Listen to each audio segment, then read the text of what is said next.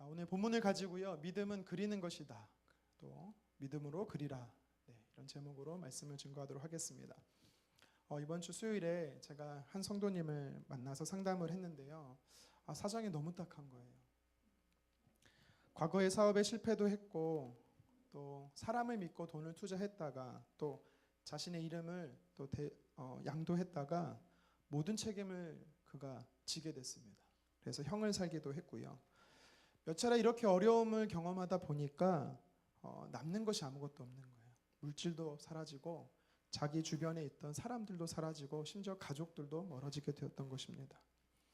그래도 정신 차리고 열심히 하루하루 살기를 마음 먹고 이제 그분께서 그래도 일하자, 살자라는 결단을 하고 취업을 또 했습니다. 그런데 하려고 하는데 써주는 데가 없는 거예요. 나이가 좀 있다라고 해서.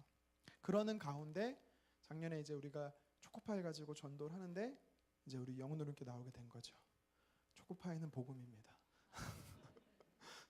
이제 요즘에 초코파이 주면은 다 아세요. 그리고 막 어떤 분 2개씩, 3개씩, 4개씩 이렇게 받아가는데 복음이죠. 여기서도 제가 볼 때 여기도 계신 분 중에 초코파이 때 오신 분이 있습니다. 지난해 겨울 내내 먹을 끼니가 없었어요. 참 힘겹게 버티다가 드디어 올해 초에 이제 정식 일자리를 얻은 겁니다. 이분이. 그때 진짜 그분의 얼굴 표정을 보니까 너무 해맑았어요. 너무 삶의 소망이 있는 사람처럼 보였습니다.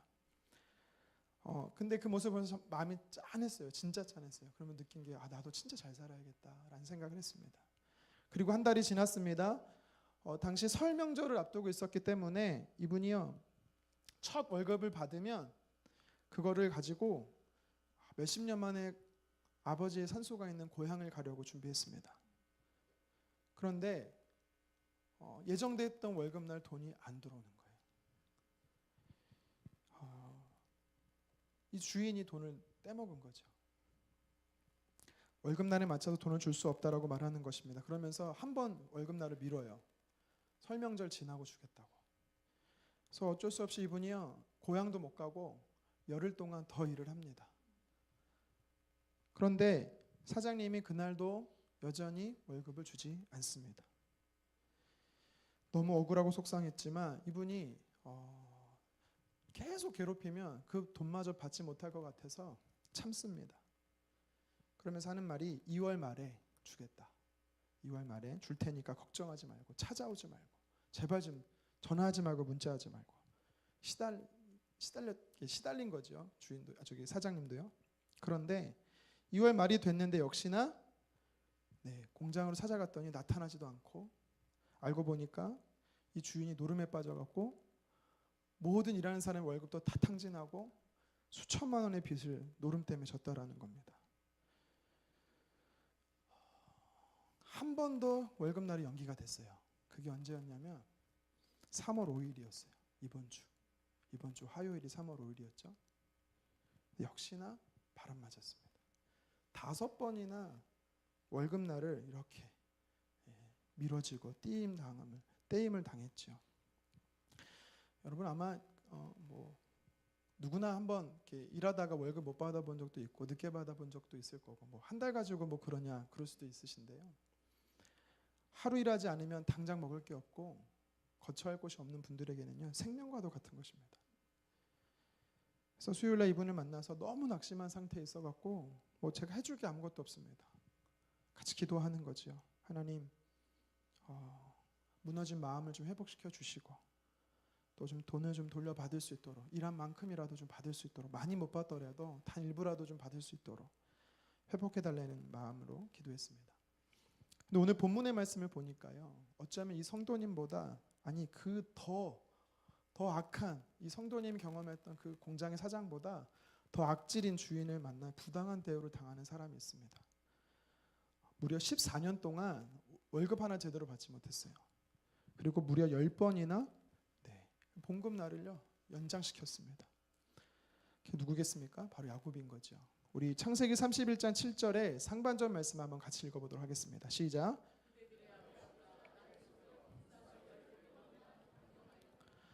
대상이 누구냐면 누구예요? 그대들의 아버지. 여기서 말하는 그대들은요, 능력이 있어서 이제 와이프들이 많아요. 근데 아내들의 라헬과 레아의 친아버지, 다시 말해서 장인이에요. 장인이라는 사람이 무려 10번이나 14년 동안 월급 한 번 제대로 주지 않고 품삯을 10번이나 변경했습니다. 얼마나 괴롭겠습니까? 과거에 야곱도 참 많은 사람을 속이던 사람이에요. 그 중에 대표적으로 그가 형 에서를 속였고 아버지 이삭을 속였지요. 장자의 명분을 뺏었습니다. 그것으로 인해서요, 분노한 형이 자신을 죽이려고 하자 외삼촌의 집 라반이 있는 하란으로 도망을 간 겁니다. 형이 좀 화가 누그러지면 돌아가야지라고 생각했는데 그 시간이 무려 14년이 훌쩍 지나버린 것입니다.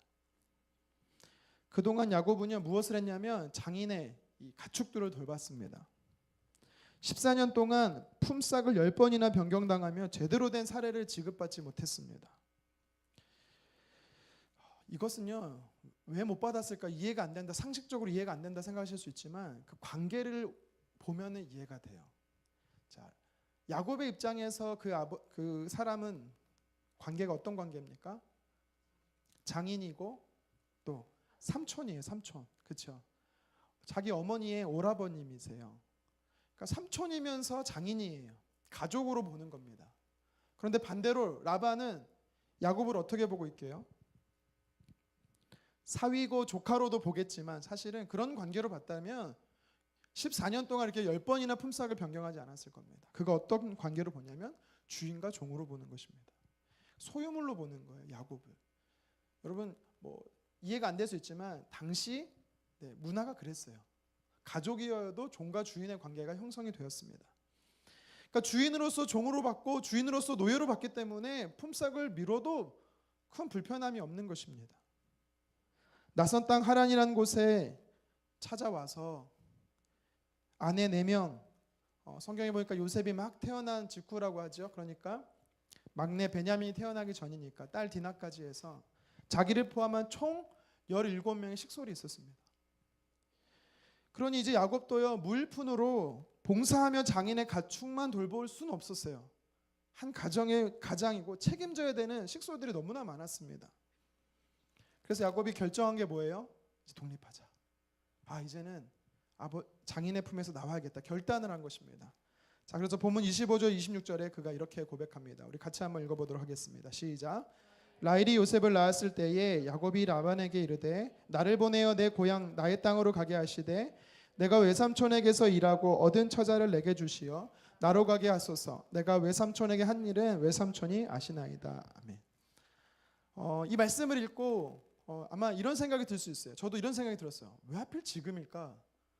14년 동안 참았으면 더 참지 않을 거면 그 전에 그냥 독립을 선포하지 왜 이제 와서 지금일까라는 생각을 해봅니다. 그런데요, 14년 동안 그는요, 라반에게서부터 탈출할 수가 없었어요. 왜냐하면 정략된 약속이 있었습니다. 우리가 잘 알듯이 그러니까 라헬이라는 사람이 너무 사랑했어요. 와이프를 너무나 사랑해서 7년을 봉사한 대가로 7년을 지불해서 돈이 없으니까 지참금을 못 주니까 어떻게 해요? 몸으로 때운 거예요. 7년을. 근데 우리가 잘 알듯 속아요. 라헬인 줄 알았더니 누구예요? 레아예요. 그걸 모를 수 있을까요? 네, 넘어가겠습니다. 네, 그랬다라는 거예요. 네. 다음 날 알고 보니까 라헬이 아니라 레아입니다. 어떻게 해요? 속았어요. 아버지가 품삯을 여러 번 속인 거는 알고 있었지만 장인이 그렇게 속인 걸 알고 있지만 또 이것 때문에 속인 줄은 정말 몰랐을 겁니다. 그래서 어떻게 해요? 가서 따지죠. 라헬을 다시 주십시오. 그럼 뭐라고 말합니까? 다시 지참금을 내. 그러면 7년을 봉사해. 그래서 너무 사랑한 나머지 어떻게 합니까? 또 봉사합니다. 그러니까 7년을 넘고 또 7년을 합의 14년을요 약속한 거예요. 그러니까 14년 안에는 죽었다 깨도 장인의 품에서 독립할 수가 없었던 것입니다. 자, 14년이 지났습니다. 드디어 때가 된 것입니다. 그래서 라반에게 이야기한 거죠. 가겠습니다. 독립하겠습니다. 그가 첫 번째 이유가 있었어요. 뭐냐면 고향에 대한 그리움이었습니다. 고향에 대한 그리움. 근데 사실 성경을 잘 보면 고향에 대한 그림은 아주 표면적인 이유밖에 되지 않습니다. 언젠가 고향으로 돌아가야지라는 생각은요, 그가 늘 갖고 있었던 생각입니다. 진짜 명분이 아닌 실리적인 이유, 진짜 이유는요 30절 하반절에 나옵니다. 30절 하반절 잠깐 띄워주시겠습니까? 하반절 제가 한번 읽어볼게요. 같이 읽어볼까요? 시작. 그러나 나는 언제 내 집을 세우리까? 그러나 언제 내 집을 세우리까? 이렇게 읽으면 안 돼요. 이 뜻은요, 그 감정에서 나는 언제 집을 세우냐고, 내 가족 누가 책임지냐고, 이런 뜻이에요. 나는 언제 내 집을 세우겠습니까? 14년처럼 단 한 푼도 받지 못하고 내가 장인 밑에 있었다가는 내 미래가 없다라는 거예요. 나 이러다가는 도저히 우리 가정을 꾸려갈 수 없겠다. 그는요 생각을 한 겁니다. 그래서 독립을 선포한 거죠. 장인이 진짜 인격적이어서 14년 동안 일했고 앞으로 계속 일하면 그 가축들, 많은 가축들을 내가 너한테 줄게, 유산으로 주면 또 모를까? 근데요 잘 알고 있어요. 뭘 잘 알고 있어요? 절대 줄 사람이 아니에요. 왜 절대 줄 사람이 아니냐면 그동안 안 준 사람이 줬을까요? 3살 버릇 여든 간다고 결코 주지 않습니다. 또 구조상 줄 수가 없어요. 왜냐하면 우리가 지금 30장을 읽었지만 31장에 보면은 또 중간에도 나오지만 30장 중간에 나오지만 그에게 아들들이 있어요. 아들들이 있다는 게 무슨 말이에요? 소유권이 아들들에게 가지 조카에게 가지 않는다라는 것입니다. 그렇기 때문에 야곱은 잘 알고 있어요. 땡전 한 푼 라반에게서 나에게 떨어지는 것이 없다. 그래서 독립을 주장하는 것이죠. 근데 라반이 어떻게 반응합니까? 자, 야곱을 잡습니다. 야곱을 잡아요. 27절 말씀 같이 한번 읽겠습니다. 자, 시작. 라반이 그에게 이르되 여호와께서 너로 말미암아 내게 복 주신 줄을 내가 깨달았노니 내가 나를 사랑스럽게 여기거든 그대로 있으라. 아멘. 지금 뭐라고 말해요? 야, 내가 널 왜 놔줘? 못 놔줘. 잡고 있는 것입니다. 근데요, 참 표현이 재밌어요. 뭐냐면 너가 나를 사랑하면 남아라. 이게 무슨 뜻이에요? 너 남지 않고 가면 너 나 사랑하지 않는 거야. 책임을 야곱에게 전가시키고 있는 거야. 협상의 달인이에요. 협상의 달인. 트럼프 같아요. 자, 이게 무슨 전략? 제가 생각했을 때 묵상했을 때 고립의 전략이라고 한번 생각해봤습니다. 고립의 전략. 절대 빼어나갈 수 없는 전략. 그래서 고립의 전략인 거예요. 여러분, 이 고립의 전략을 누가 잘 쓰는지 아세요? 죄송합니다. 그냥 이해해 주세요. 웃고 넘어가자는 뜻이에요. 여자분들이 잘해요. 여자분들이. 고립의 전략을요, 여성분들이 굉장히 잘 씁니다. 자, 예를 들어 보겠습니다. 젊은 이제 연애하는 커플이 있다고 쳐요. 자, 여자가 남자에게 묻습니다. 오빠, 나 어디가 이뻐? 분명히 질문이에요. 그럼 뭐라고 질문을 했으니까 어떻게 답해야 되잖아요. 그럼 남자들은 뭐라고 대답할까요? 보통 이렇게 대답해야 돼요. 다 이쁘지. 머리부터 발끝까지 다 사랑스러워. 이렇게 고백합니다. 그러면 여자분들이 뭐라고 말해야 돼요?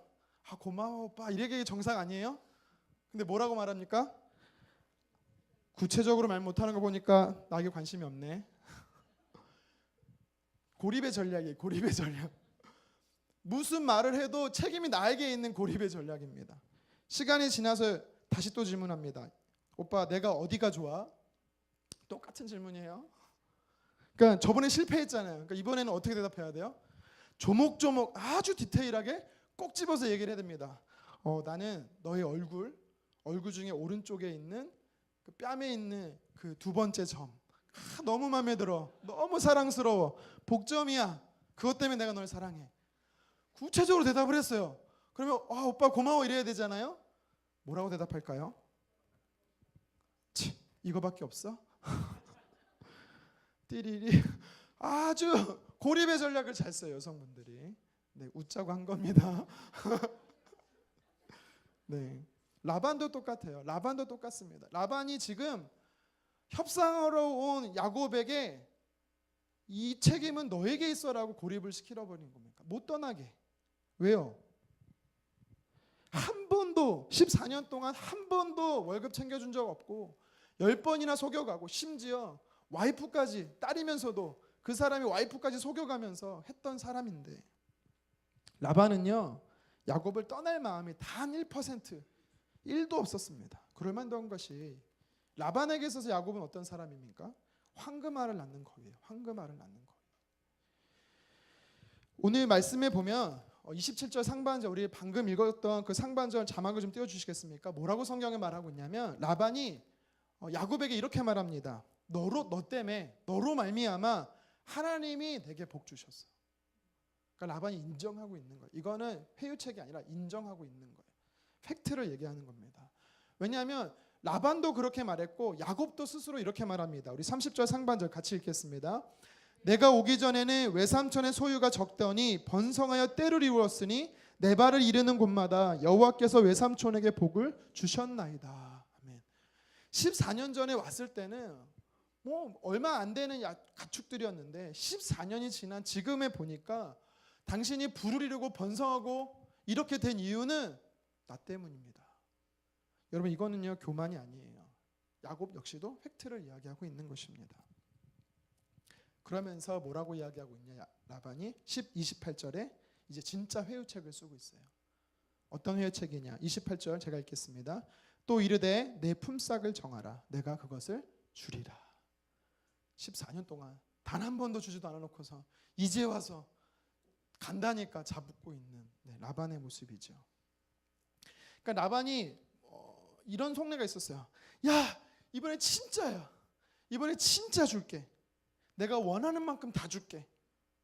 그동안 미안했어. 이런 뜻일까요? 아니죠. 고립정책 일단 펴놓고 움직이지 못하게 만들고 또 희망 고문을 하고 있는 거예요. 하나씩 내가 줄 테니까 조금만 참아. 5일만, 열흘만, 한 달만 기다려. 참 못된 사람입니다. 뭐 아닐 수도 있겠지만 성경은 말하지 않기 때문에 모르겠는데 제가 볼 때 인간의 본성상 라반은요 역시나 주지 않았을 겁니다. 나쁜 사람이죠. 어쨌든 이 밀림, 품삯 그리고 앞으로 일할 때마다 주게 될 봉급까지 다 쳐서 줄 테니까 제발 가지 말고 남아줘라고 이야기하는 겁니다. 그런데요 성경을 읽어보니까 이 정도 되면 야곱이 어떻게 반응해 정상입니까? 오케이 좋습니다. 딜합시다. 자 도장 찍읍시다. 이렇게 나와야 정상 아닙니까? 그런데 오늘 이 라반의 협상에 대해 야곱은요 또 다른 방법, 이상할 정도로 이해 안 되는 방법을 내고 있습니다. 자 31절 우리 야곱부터 다시 한번 읽어봤으면 좋겠어요. 시작. 야곱이 이르되 삼촌께서 내게 아무것도 주시지 않아도 나를 위하여 일을 행하시면 내가 다시 외삼촌의 양떼를 먹이고 지키리다. 당신이 나를 지금 붙잡는 방법이 있어요. 품삯을 다 준대요. 많은 돈을 주어요. 저 그거 사실 필요 없어요. 이해 안 되지 않습니까? 왜냐하면 지금 야곱이 뭐라고 말했냐면 나 언제 집을 세우냐고. 이게 무슨 뜻이에요? 언제 돈 모아서 언제 자녀들 양육하고 언제 장가 시집 보내냐 이런 뜻이거든요. 근데 품삯을 주고 돈을 줄 테니까 남아라고 분명히 현실적인 제안을 했는데 야곱이 뭐라고 말해요? 비현실적으로 안 받아도 돼요. 근데 한 가지만 들어주면 내가 지금처럼 14년 지금까지 한 것처럼 앞으로도 계속 할게요 라고 이야기합니다. 도대체 이해 안 됩니다. 도대체 이해 안 돼요. 자 32절 그것이 무엇이냐면 양떼가 있는데 많은 가축들이 있는데 이 중에서 아롱진 것, 아롱진다는 뜻이 뭐냐면 줄무늬가 있는 것 이란 뜻입니다. 무늬가 있고 점 있고 그다음에 검은 것. 앞으로 이 양들이나 염소나 이런 가축들에게서 이런 것들이 태어나면 그냥 그거를 저 주세요라고 말하는 거예요. 여러분 이거 굉장한 실수입니다. 잘못 거래하고 있는 거예요. 지난 26일, 27일에 베트남 하노이에서 북미 정상회담이 있었죠. 김정은하고 트럼프라고 둘이서 이제 뭔가 세기에 아주 기념비적일 만한 일들을 막 광고하고 떠들었는데 결과는 어떻게 됐습니까? 결렬됐어요. 왜 결렬됐습니까? 물론 내막은 잘 모르지요. 협상의 결렬 이유는 모르겠지만 협상의 원칙이 뭐예요? 하나 주고 하나 받고 이런 거 아닙니까? 양보하고 주장할 건 주장해서 서로 윈윈이 되면 서로 사인하고 도장 찍는 것입니다. 서로 대등하게 생각되면 그것이 협상이 되는 거예요. 그런데 오늘 지금 이 협상은요 말도 안 되는 협상이에요. 그림 한 가지 좀 보여드리면 좋겠는데, 여러분 양 한번 생각해보세요. 양, 이게 양입니다. 염소가 아니고 양인데, 양이 색깔이 뭐예요? 흰색 아니면 약간 좀 누런색. 저게 누른 것 같지만 사실 안 씻어서 그런 거예요. 다 하얀색인 거예요. 예, 그러니까 뭐 점이 있거나 줄무늬가 있거나 뭐 무늬가 있는 건 거의 없어요. 자, 두 번째 염소 한번 보여드릴게요. 염소는요 하얀색도 있지만 검은색도 있습니다. 그렇죠? 그러니까 다시 정리하면 양은요 대부분 하얀색이고 염소는 하얗거나 검고, 그러니까 줄무늬 있거나 뭐 이런 것이 거의 불가능해요. 근데 사진 한번 보여줄래요? 이게 줄무늬 염소예요. 대단하죠? 찾아냈습니다, 인터넷에서. 근데요 이거를 어떻게 하냐면 요새는 과학이 발달했잖아요. 그러니까 이제 실험을 통해서 만들어낸 염소. 그러니까 거의 태어날 확률이 적대요. 자연적으로 태어나는 게. 그러니까 지금 이 협상이 어떤 협상이에요? 많은 것을 받고 조금 줘야 내가 승리한 협상인데, 많은 것을 준다고 해도 거절하고 어려운 걸 받겠다라는 겁니다. 이게 무슨 배짱인지 모르겠어요. 이런 협상을 지금 야곱이 하고 있는 것입니다. 무늬가 있고 점이 있고 검은 것이 태어날 확률이 아주 적은데 그것을 취합니다. 근데요 이 라반이 진짜 못된 사람인 게, 왜냐하면 딱 봤을 때 내 가축들을 쭉 보니까 뭐 몇만 마리 있는지 모르겠지만 딱 봤을 때 대부분 하얗거나 검해. 줄무늬 있는 거 아주 소수야. 몇 마리 안 돼.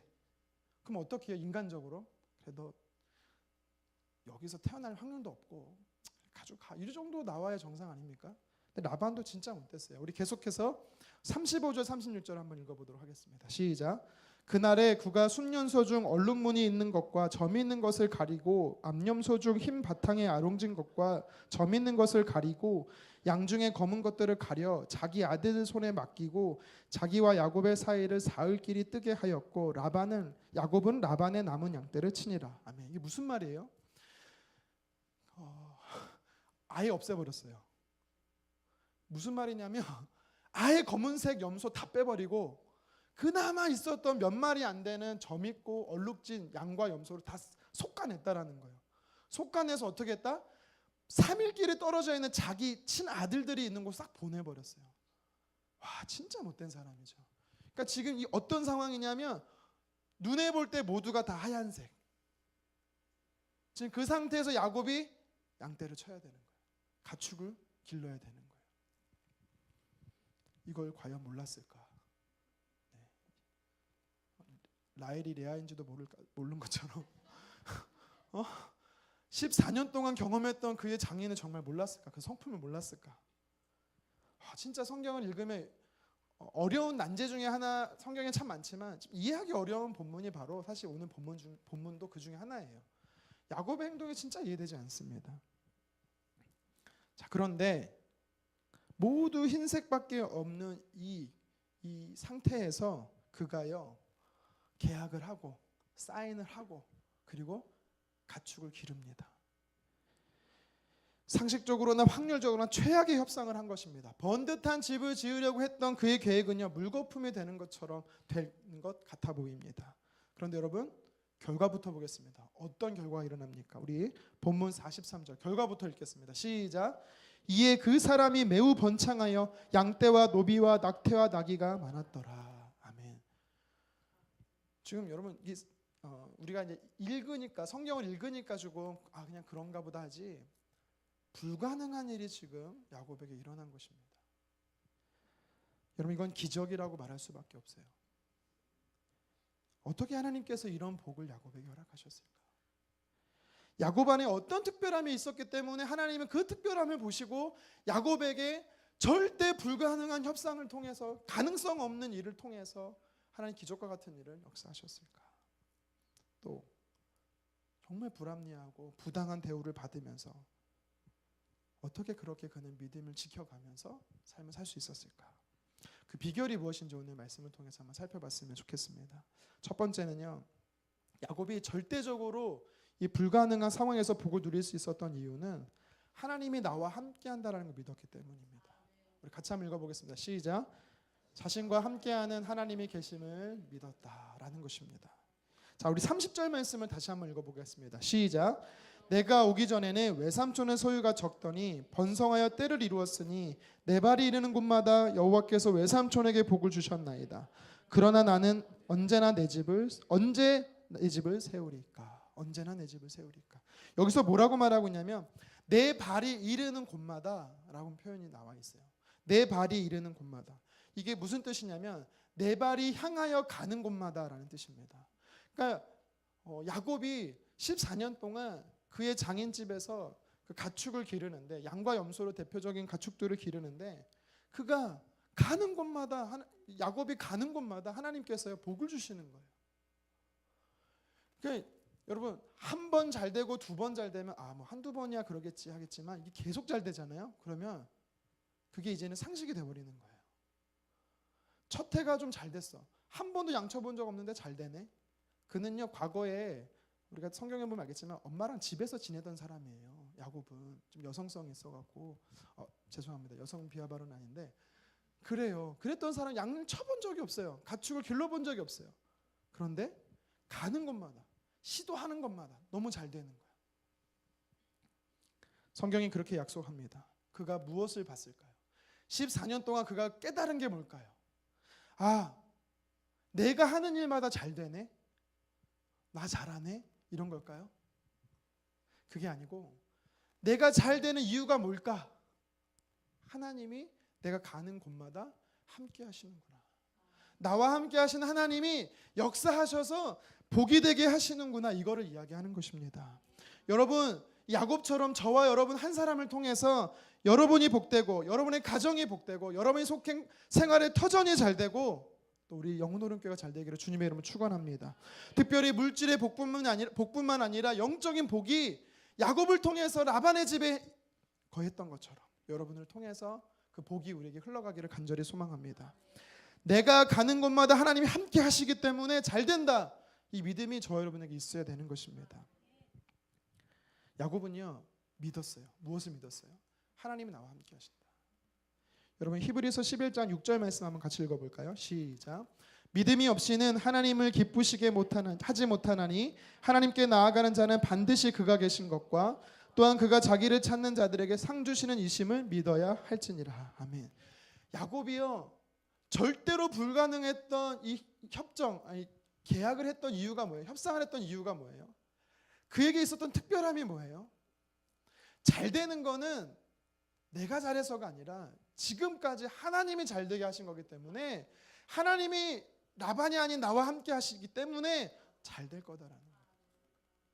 그러니까 어쩌면요, 라반이 협상의 달인이 아니라 야곱이 협상의 달인이에요. 그가 어떻게 나올 줄 알고 최악수를 두는 거였습니다. 하지만 그것이 하나님이 역사하기에 쉬운 방법이었다라는 거죠. 여러분, 저와 여러분들에게 이러한 믿음이 있었으면 좋겠습니다.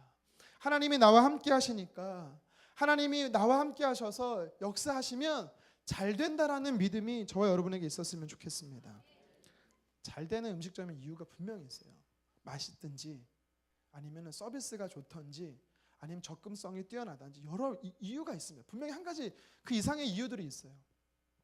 야곱에게는 이유가 있었어요. 특별한 이유가 있었어요. 그게 뭐예요? 믿음이라는 거예요. 믿음. 하나님께서 나와 함께 하신다는 그 믿음, 하나님께서 나를 통해서 역사하신다는 그 믿음, 100% 불리한 제한인 걸 알면서도 아롱지고 점이 있고 검은 것을 제외한 모든 것을 빼앗아 가렸음에도 불구하고 포기하지 않고 끝까지 그가 승리할 수 있었던 이유가 뭐냐? 믿음 때문이었다라는 것입니다. 최악의 조건에서도 하나님은 믿음을 가진 사람을 통해서 일하신다라는 것입니다. 여러분의 지금 상황이 어떻습니까? 최악입니까? 지금까지 이런 적은 한 번도 없었는데 생각하신 상황에 놓여 있습니까? 여러분, 그때 우리가 반응해야 되는 게 뭐냐면 나와 함께 하시는 그 하나님을 믿음으로 우리가 취해야 되는 것입니다. 하나님이 내가 가는 곳마다 함께 하시기 때문에 하나님 역사하신다라고 믿으시기를 바랍니다. 야곱이 이 형을 피해서 라반에 있는 그 하란으로 갈 때에 그가 잠깐 멈출 몇 군데가 있는데 그 중에 베델이라는 곳이 있어요. 그가 꿈을 꾸죠. 하나님이 그 꿈속에서 만납니다. 그러면서 하나님이 그 꿈에서 야곱에게 이런 약속을 해주세요. 우리 같이 한번 읽어보겠습니다. 시작.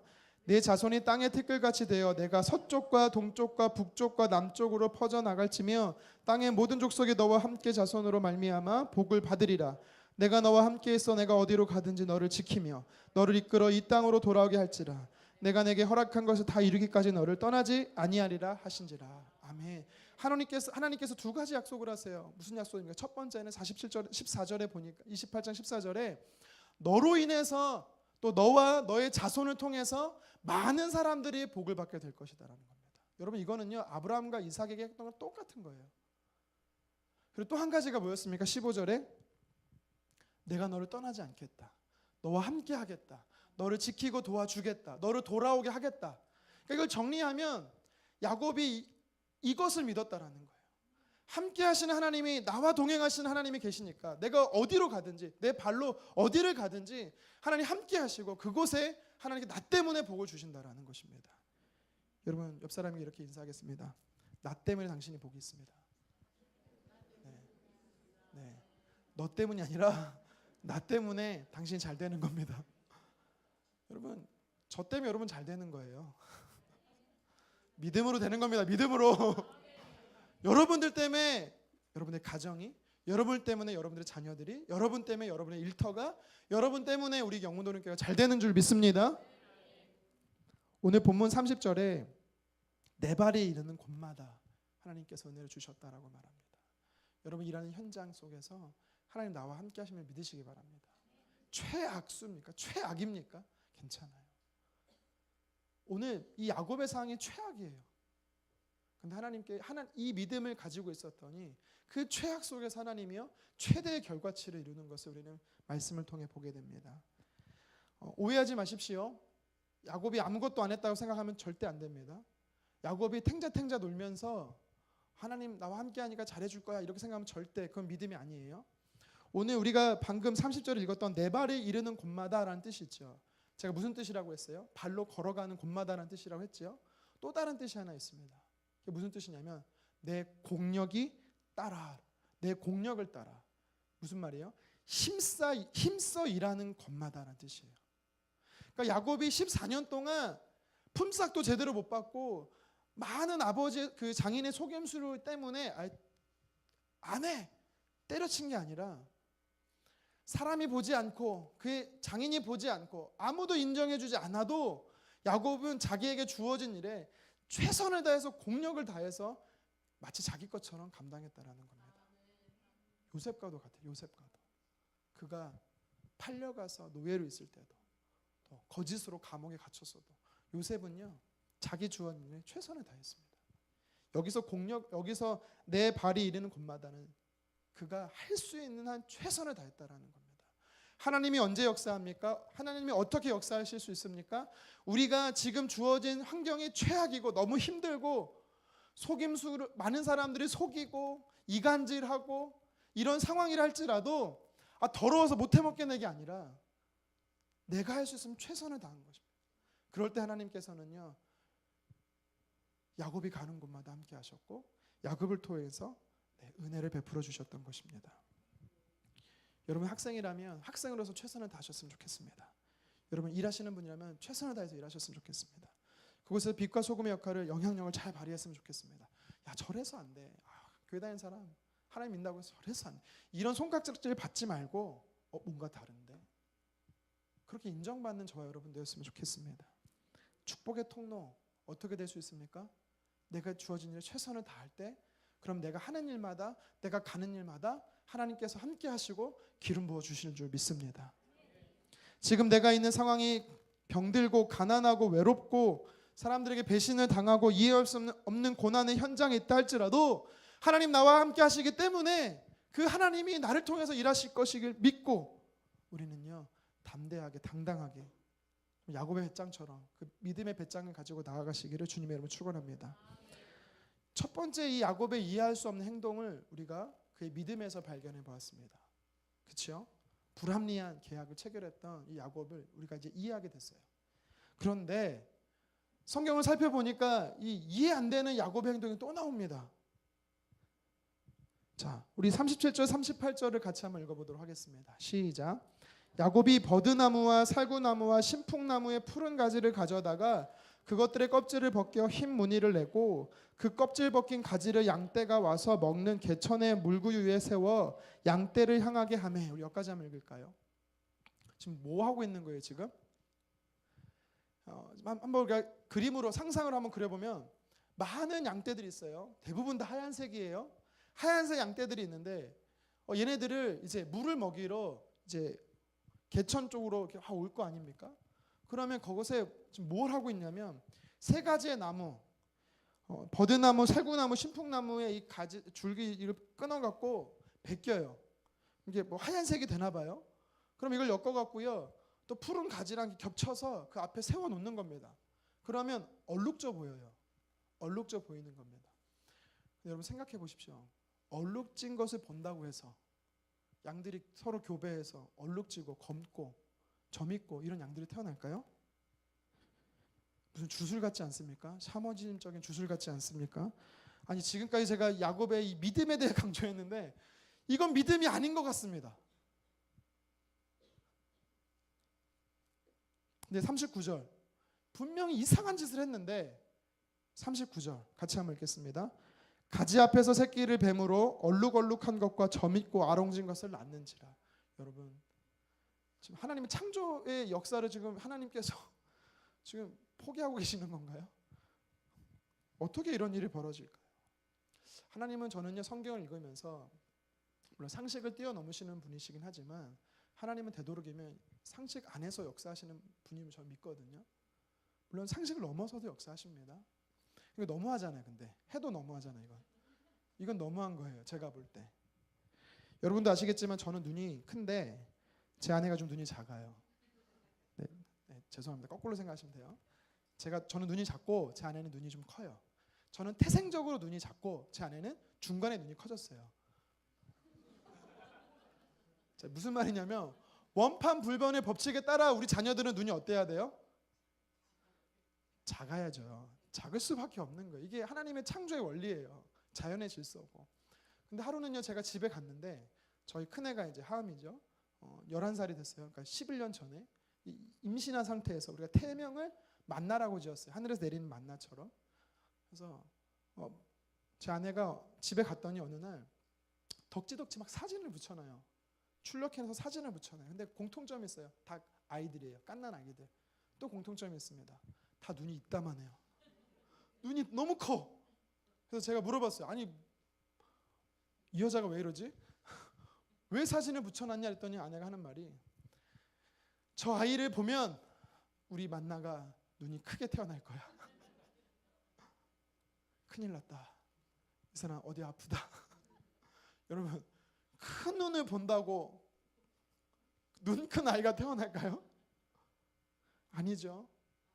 저는 목회의 길을 가야 되는데 이 사람이 둘 중에 하나예요. 미신을 숭배하거나 정신질환자거나. 그러면 안 된다고 제가 막 농담으로 그랬어요. 그래도 마지막 태어나기 전날까지 믿음으로 바라봤습니다. 네, 여러분 저희 큰애의 눈이 어때요? 엄마 닮아서 못생겼다 누가 그러셨습니까? 죄송합니다. 저희 아이의 눈이 저를 닮아서 작아요. 너무 당연한 거 아닙니까? 제가 언제 안 이쁘다 그랬습니까? 이뻐요. 이쁜데 눈 사이즈를 얘기하는 거잖아요. 아니 얼룩진 거를 본다고 얼룩진 게 태어나면 여러분 본대로 되어지면 여러분들 이렇게 생길 수가 없어요. 왜요?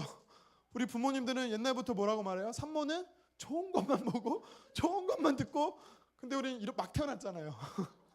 하나님이 뭔가 열심히 창조하시다가 급했는지 던져버리셨어요. 죄송합니다. 네. 어디까지 얘기했죠? 네. 둘째 하람이가 태어났어요. 근데 큰애는 실패했는데 둘째는 정말 크게 태어났어요. 기적이 일어난 겁니다. 근데요 그때뿐이에요. 얘가 이상하게 후천적으로 점점 작아져요. 몸은 크는데 상대적으로 눈이 안 커져. 그러니까 지 언니랑 똑같아요. 셋째는 말하지 않겠습니다. 저 닮았어요 그냥. 너무나 하나님의 창조 질서예요. 예. 야곱이 얼룩무늬를 본다고 해서 양이 희게 태어나고 염소가 희게 얼룩무늬를 본다고 해서 흰 양에서 얼룩이 태어날까? 이건 불가능한 거죠. 근데 이상하게 마치 샤머니즘적인 것 같고 미신 같고 이거는 불가능할 것 같은 일이 왜 하나님께서 허락하셨냐라는 겁니다. 혹시라도 야곱이 그 앞에 세워놓은 이 나무의 종류에 뭔가 특별한 게 있지 않을까? 버드나무, 신풍나무, 살구나무가 뭔가 효염이 있지 않을까? 효력이 있지 않을까? 제가요 책들도 찾아보고 인터넷도 찾아보고 아무리 찾아봐도요 결론 한 가지. 당시에 버드나무, 신풍나무, 살구나무는요 물이 있는 곳이면 어디든지 있었다라는 겁니다. 너무 평범한 나무라는 거예요. 그러니까 나무에는 뭔가 특별함이 없다라는 것입니다. 그럼 도대체 하나님께서는 상식적으로 제가 봤을 때 사람이 볼 때는 비정상적이고 이상한 행동을 하는 이 야곱의 믿음 같지도 않은 이 모습을 보면서 왜 하나님은 역사하셨냐라는 겁니다. 여기서 우리에게 주는 영적 교훈이 한 가지 있습니다. 한 가지 더 있어요. 그것이 뭐냐면 믿음, 즉 마음의 소원은요 그리는 것이라는 겁니다. 다시 한번 말합니다. 믿음, 즉 마음의 소원은 그림으로 그리는 것이에요. 여호수아 18장에 보면은 하나님께서 가나안에 들어온 이스라엘 백성들에게 뭐라고 말씀하셨냐면 정복 전쟁을 하고 차지한 땅을 너희가 취하라라고 이야기합니다. 근데 이스라엘 백성들이 7년 반 동안 정복 전쟁을 해요. 근데 문제는 뭐냐면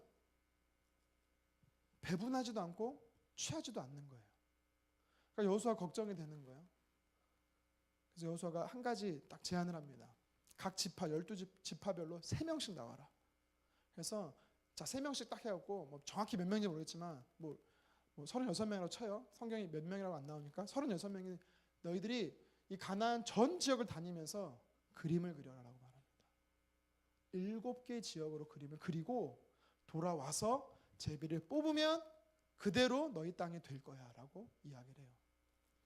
야곱이 무엇을 한 거냐면 믿음을요 가지고 있었던 믿음을 그리게 한 것입니다. 믿음은요 행동하는 것이고 믿음은 실천하는 것입니다. 믿음은 명사지만 실제적으로 믿음은 동사예요. 무슨 뜻인지 알겠습니까? 믿음은 신념이 아니라는 것입니다. 믿음은 보여지는 것이고 믿음은 나타내져야 하는 것입니다. 하나님께서요 시편 80편 10절에 이스라엘 백성들에게 뭐라고 말하냐면 내 입을 어떻게 하라? 크게 열라. 내가 채워주리라. 하나님 이렇게 말씀하세요. 하나님께서요 채워줄게라고 분명히 약속하세요. 그러면 어떻게 해야 돼요?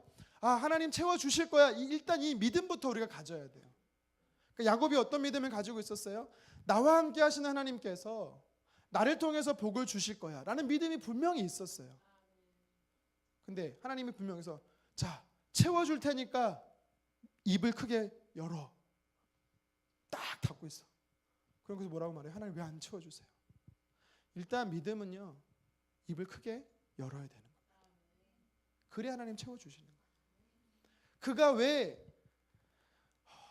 나무 가지를 벗겨서 하얗게 만들어서 푸른 나무에 이렇게 탁 겹쳐갖고 다 앞에 세워놨을까? 무슨 주술도 아니고 점술도 아니고 미신도 아니고 그가 그런 행동을 취했던 이유는 한 가지였어요.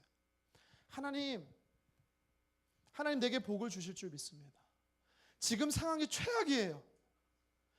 이 못된 장인이 한 마리도 남겨놓지 않고 싸그리 가져가 버렸어요. 다 하얀색인데요.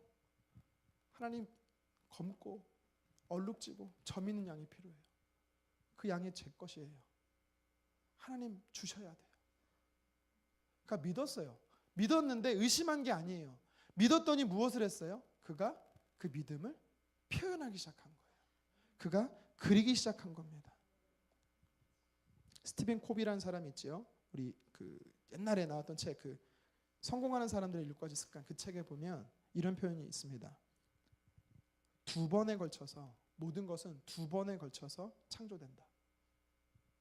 이게 무슨 뜻이냐면 2가지의 단계가 필요한 거예요. 2가지의 단계.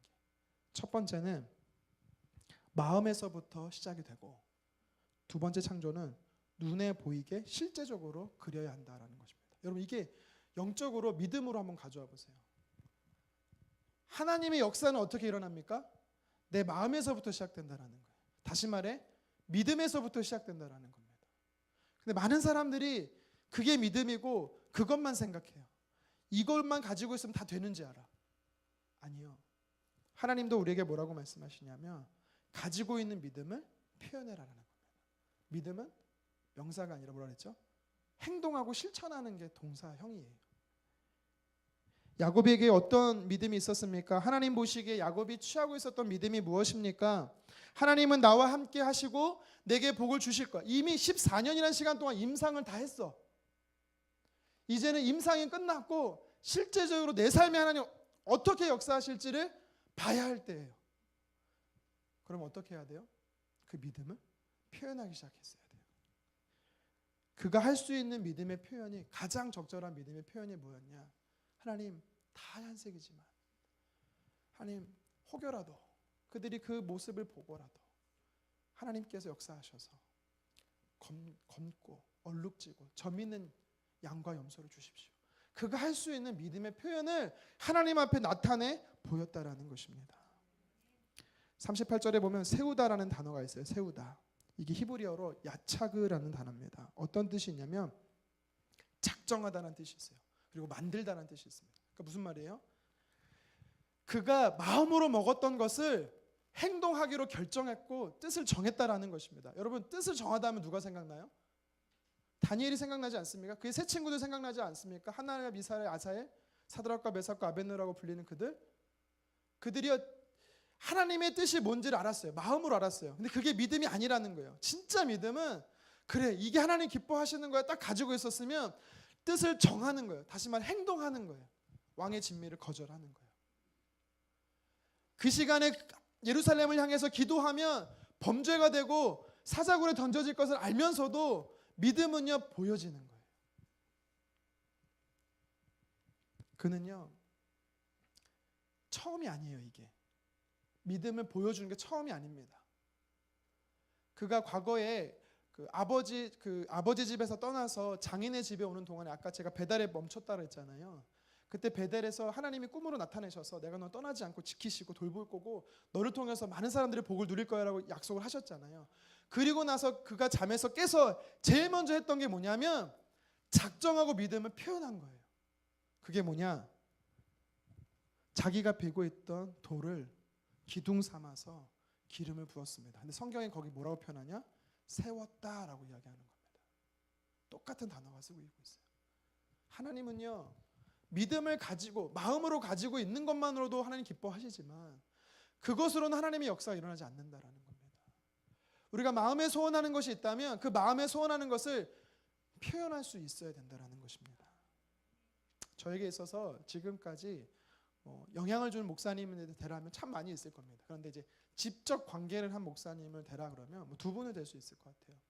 제가 청년 때 있었던 제 아내와 함께 있었던 교회의 목사님, 그래서 저를 줄에 서줬던 목사님.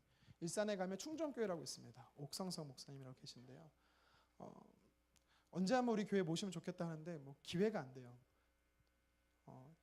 설교 시간에 모시려면 그분도 설교하고 있어요. 이제 모시지는 못했는데 옥성성 목사님이랑 한 분 있고 또 한 분은 여러분이 잘 아는 목사님이죠. 네, 그렇죠. 패스터 킴이라고. 근데 이 두 분의 나이도 좀 비슷한데 공통점이 한 가지 있어요. 공통점. 뭐냐면 김은호 목사님은 1996년에 옥성성 목사님 1999년에 이분들이 작정한 게 있었어요. 뭐냐? 현실은 최악인데 상황은 100명도 안 되는 인원인데 그분들이 하나님 앞에 그린 게 한 가지 있습니다. 여러분 김은호 목사님 이야기 너무 많이 들어서 넘어갈게요. 다 아시죠? 네, 하나님 하나만 말씀드려요. 하나님 우리 교회가 당시 오륜 교회죠. 하나님 오륜 교회가 한국 교회를 책임지는 교회가 되겠습니다. 네, 그랬더니 뭐라고 말해요? 사람들이 무슨 네. 그 당시 충정교회라는 곳은요 충정로에 있었어요. 일산에 있지 않고 충정로에 있어갖고 교회 이름이 충정교회였어요. 그때 인원이 제가 알기로 한 40-50명 됐대요. 그러니까 되게 적은 거였어요. 근데 이분이 1989년에 부임을 해서 딱 10년 된 1999년에 갈등한 거예요. 하나님, 기도원에 들어갔어요. 하나님, 제가 목회에 자질이 없나 봐요. 아무래도 성도가 늘지도 않고 줄기만 하고 이게 뭡니까? 그래서 하나님 앞에 막 간절히 기도하는데 하나님 주신 마음이 있었대요. 그래서 그 마음을 가지고 10가지의 2020 비전을 다 쓴 거예요. 그리기 시작한 거예요. 그 다음 주일날 교회 오자마자 딱 사람을 세워놓고 읽으십시오 딱 그랬대요. 첫 번째가 뭔지 아세요? 5,000명의 성도가 예배하는 공동체. 모든 사람이 책을, 그게 뭐냐고. 그게 현실은 아닌데, 불가능한데. 그런데요, 그대로 된 겁니다. 물론 충정교회는 제가 할 때는 5,000명이 안 됐어요. 그런데 일산에서 우리 교단에선 제일 큰 교회예요. 수천 명의 교회고 큰 교회입니다. 이거 제가 참 두 분을, 한 분만 존경한다고 말해야 될지 두 분을 존경한다고 말할지 모르겠지만, 이분들이 가지고 있는 믿음을 저와 여러분들이 좀 소유했으면 좋겠습니다. 그분처럼 되겠다라는 것이 아니라 그분들이 갖고 있었던 강점이 뭐냐, 하나님 주신 마음의 소원이 있는 것은 그렸다라는 것입니다. 여러분, 우리 영혼 오른 교회 그림을 하나님 앞에 그려야 되는 것입니다. 이 교회가 세워진 존재 목적이 있다면 그대로 그려야 되는 거예요. 그대로 하나님 이루어지도록 선포해야 되는 것입니다. 야곱은요, 믿음을 표현했습니다. 야곱은 믿음을 그렸습니다. 1886년에 나온 이 유전법칙, 멘델의 우성과 열성의 유전법칙을 그가 알았을까요? 4,000년 전인데. 그럼 야곱의 우열의 법칙이 되겠지? 근데 하나님께서는요, 창조 질서를 무너뜨린 것이 아니라 흰색처럼 보이지만 그 안에 열성을 가지고 있는 양들, 그리고 뭐죠? 염소들. 당연히 확률상 교배를 하면 하얀색이 나와야 정상이지만 하나님께서요, 역사하셔서 다 열성으로 낳게만 계속 하시는 겁니다. 하나님은요, 믿음을 소유하고 그 믿음을 그리는 자에게 불가능한 상황을 가능하게 역사하시는 분이신 줄 믿으시기를 바랍니다. 히브리서 11장 1절은 말합니다. 믿음이 뭐냐? 믿음은 바라는 것들의 실상이요 보이지 않는 것들의 증거. 이게 너무 어려운 말이에요. 이게 되게 어려운 말인데 원어로 봐도 잘 모르겠어요. 무슨 뜻이냐면, 쉽게 말하면 믿음은 실상, 보이는 거다라는 거예요. 보여주는 거다라는 것입니다.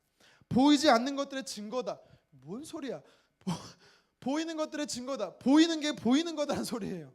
믿음은 보여지도록 나타내고 표현하고 실천하는 거다. 그게 하나님께서 기뻐하는 믿음이다라는 것입니다. 여러분, 어떤 믿음을 소유하고 계십니까? 저는 믿음이 좋은 사람인 줄 알았는데 참 안 좋은 사람이에요. 구체적으로 말씀드릴 수는 없겠지만 지금 제 안에 벌어진 상황, 주변에 벌어진 상황 때문에 믿음을 너무 빼앗기더라고요. 믿음이 빼앗겨버려요. 미워지기도 하고. 근데 오늘 말씀을 묵상하면서 하나님 주신 마음이 있어요. 하나님은 최악의 상황도 믿음을 소유하고 그 믿음을 그리기 시작하면 최고의 결과가 되도록, 최상의 결과가 되도록 하나님 역사하신다라는 것입니다. 야곱은요, 우리가 이제 30장까지밖에 안 읽었거든요. 31장으로 넘어가면 어떻게 하냐면 그가 이제 부유해지고 식소를 데리고 고향으로 돌아갑니다. 여러분, 30장에서 31장 바로 넘어가는 것 같지만 이게 시간적 개념이 몇 년인지 아세요? 6년에서 7년이에요. 그러니까 무슨 말이냐면, 당장에 그런 역사가 일어났는지, 아니면 마지막 해의 역사가 일어났는지, 아니면 순차적으로 계속 일어났는지 모릅니다. 그런데 여기서 우리가 알 수 있는 사실이 뭐예요? 믿음은요, 마음으로 품었습니까? 그럼 그리는 겁니다. 말하는 겁니다. 지속하는 겁니다. 기다리는 겁니다. 하나님 역사하도록 인내하는 것입니다. 6년이라는 시간 동안에 하나님이요, 셀 수 없는 부자가 되도록 야곱에게 복을 주십니다. 이게 바로 오늘 말씀에 담겨 있는 이상하리만큼 행동했던, 이해되지 않을 만큼 행동했던 야곱을 통해서 하나님이 저와 여러분에게 주시는 영적인 메시지인 것입니다. 그럼 믿음은요, 그리는 거예요. 그리는 거. 믿음은 선포하는 것입니다. 믿음은 근데 막 살면서 되는 게 아니에요. 내게 주어진 은사와 재능과 달란트를 가지고 최선을 다해서 주어진 환경 속에서 불합리하고 부당하고 어렵고 힘들고 최악이지만 내가 할 수 있는 대로 최선을 다할 때 하나님, 내가 어디를 가든지 함께 하시고 무엇을 하든지 나를 통해서 만나는 사람과 나를 통해서 만나는 공동체가 잘 되게 하신다라는 오늘 역사를 주신다라는 겁니다. 그냥 되는 게 아니라 믿음을 표현하고 믿음을 작정해서 그리라라는 것입니다. 그러면 때가 되면 하나님 역사하십니다. 우리 이 믿음 가지고 저와 여러분들이 믿음을 하나님 우리에게 주신, 내게 주신 그 믿음을 그리는 사람 되기를 간절히 소망합니다.